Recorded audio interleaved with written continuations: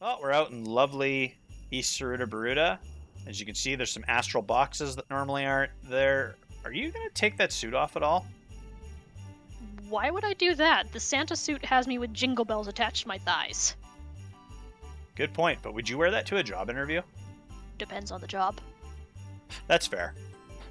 It can be like someone in a suit, like like the Little Caesars people. They'll have like someone standing out on the sidewalk with like a sign, and they'll just be spinning it around. Or sometimes it's shaped like a guitar, and they're just meant to be like a walking advertisement scheme.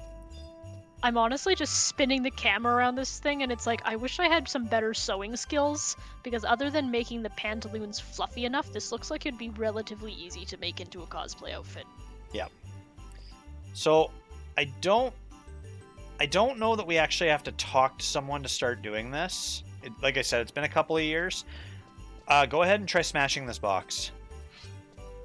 Okay. Yeah. So, we have to destroy boxes, and then they might drop items. The smallest box can drop a bell-themed item. And, of course, you just destroyed a bigger box, and there's a smaller box inside. Okay. Yep, so go ahead and break the little one. See if anything drops.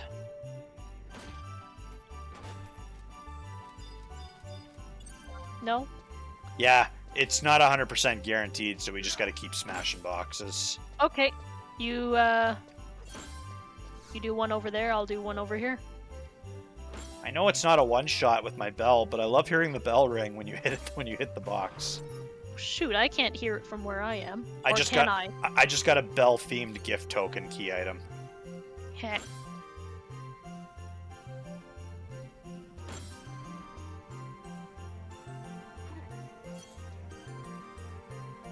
Purso, it's a giant box. How did you miss? Aw, nothing in that one either. Do we need a reason to senselessly destroy someone's property? What do you mean someone's property? Nobody's name is on it. Oh wait, hold on. I just saw some text go by. I think it says that I've got a dream robe. Oh, cool. Put it on. I'm scared to see what it'll look like. If you're willing. Yeah, no kidding, eh? I also got a Lebkuchenhaus. I know they're trying to say Kuchen, like German cookie. Yeah. Okay, this thing must be glitching because the damn box is still here, right in front of me. That there's two Lebkuchen houses in there. They're food items. Okay. I'll lot on one, and I'll pass on the other. Oh, Okay. and I have to pass on the dream robe as well. So you do have to go into the treasure menu because we're in a group, Okay. and you have to actually lot on the items. Okay, hold on. Wow, I think you're right. I think this box is glitching. That or there was one mysteriously kind of went, like on top of the other. Yeah, because I'm destroying the big one right now, and I can see like the text for a little one poking out there. Oh, there's So two. did you see? Yeah, there's one on top of the other. All right. Well, I'll take this one then. Okay.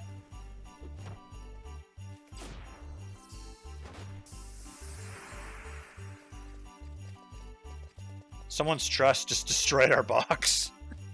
Mer.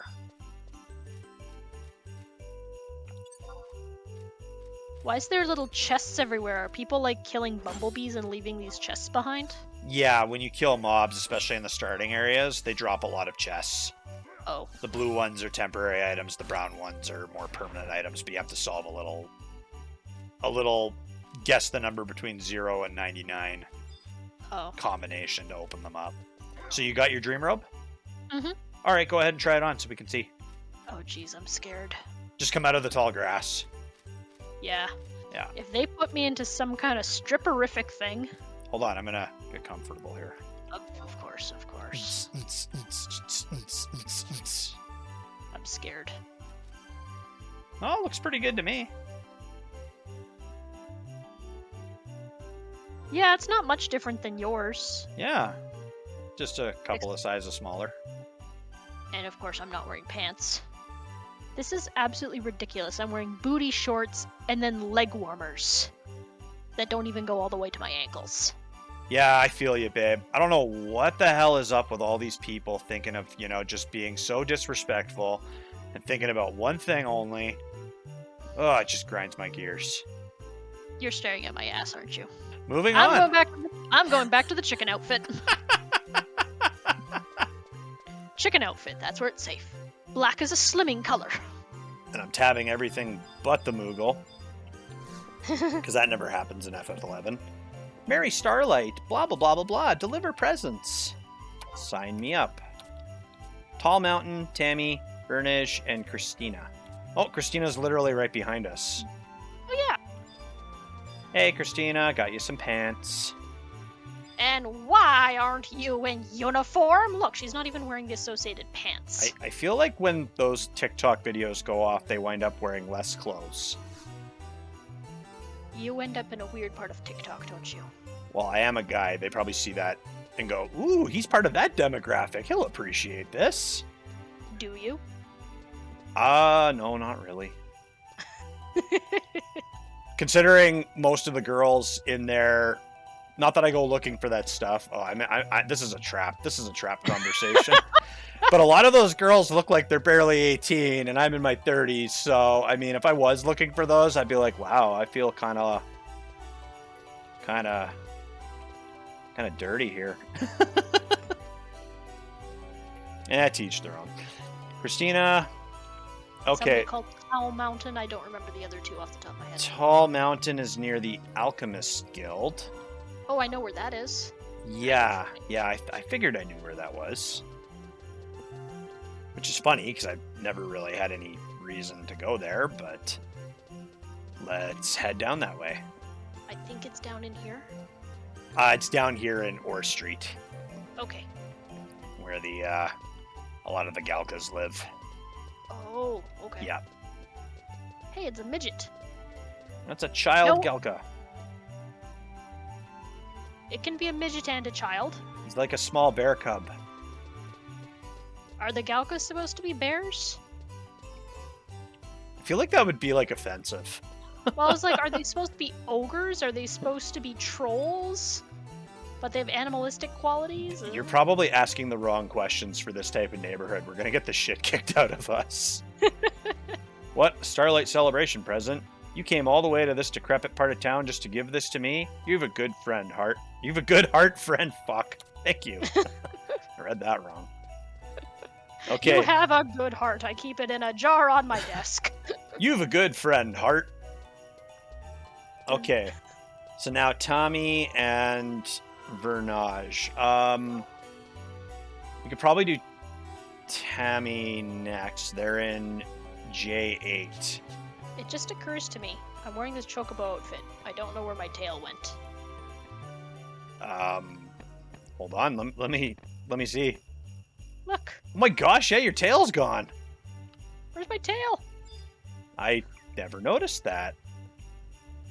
Well, what do you know? Something changed about my ass and it escaped your notice. That's a good point. I appreciate the Mithra girl designs. Nerd. My tail's gone, by the way. Well, you know, a lot of guys I played with back in the day, like, they played female characters. And there was a weird time back in the day where it was like girls playing video games was almost like foreign to some people. Mm. And like a lot of female gamers that I knew, they would either play, they'd play like guy characters. They just wouldn't advertise their gender or whatever, just because some people would just be absolute assholes to them, That's why they were rare. Well, it's not so much they were rare. They just didn't really advertise that they were female. But then on the flip side, you get guys playing like female characters, and nothing wrong with any of that. You get guys playing female characters, and be like, oh, you're playing a female character. He's like, well, I mean, if I got to stare at this character's ass half the time, I'd rather it be female than male. And I'm like, okay, yeah, fair enough.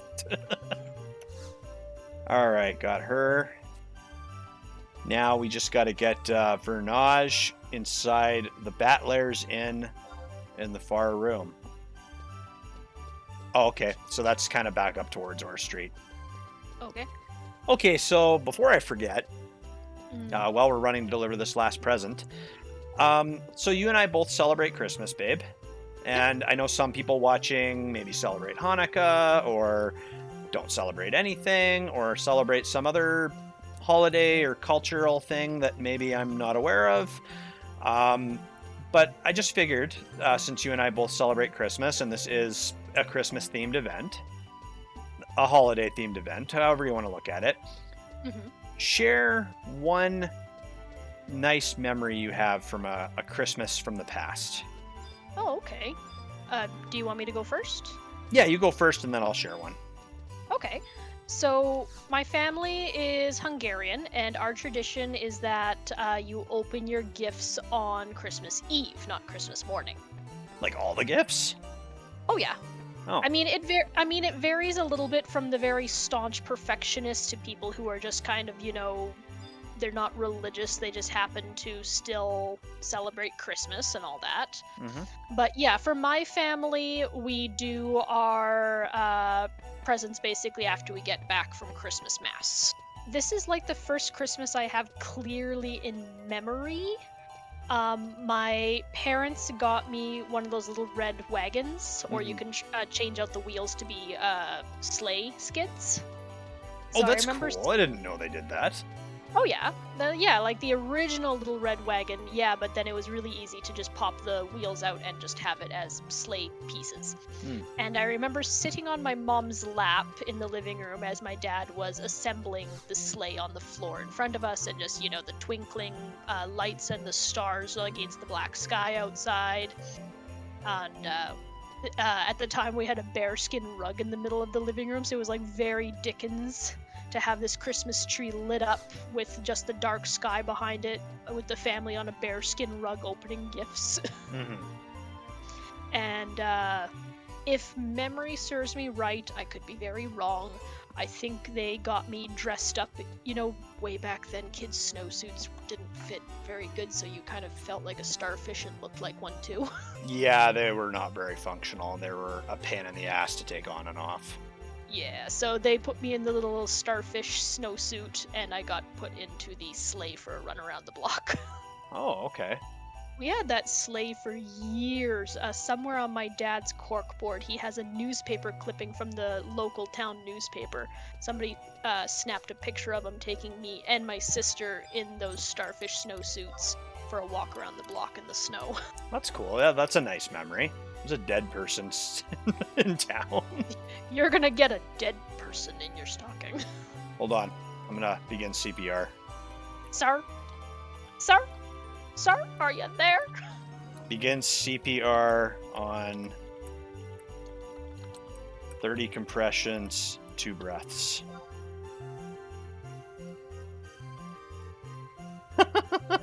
How do you get your character to literally die in town? Poison potion. Why? Live, damn you, live!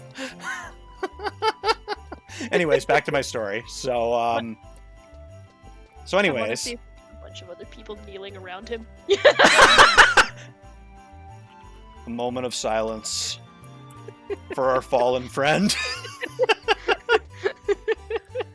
Somewhere in my memories. Okay, I'm done. Anyways, back to my story. So we went to see my grandparents, and yeah, my grandpa had this tradition that he used to do with my dad and his brothers, where he'd be like, oh, well, Santa's coming, and if you haven't been good, you're gonna get coal or something you really don't like in your stocking, right? And of course, that, like, hearing that is like a small child is like, oh no, like that's like the equivalent of getting a bad report card or worse. So anyways, he says that to my sister and me, and we're like, okay, well then Christmas morning comes, and my grandpa goes to do his stocking, and he's like, well, let's see what I got in my stocking. I've been good this year. And he pulls out like an old, like, rotting potato and like a few oranges that are like going really bad. Like when oranges get left for a while and they start to get like dark and kind of like bloody discoloration kind of thing.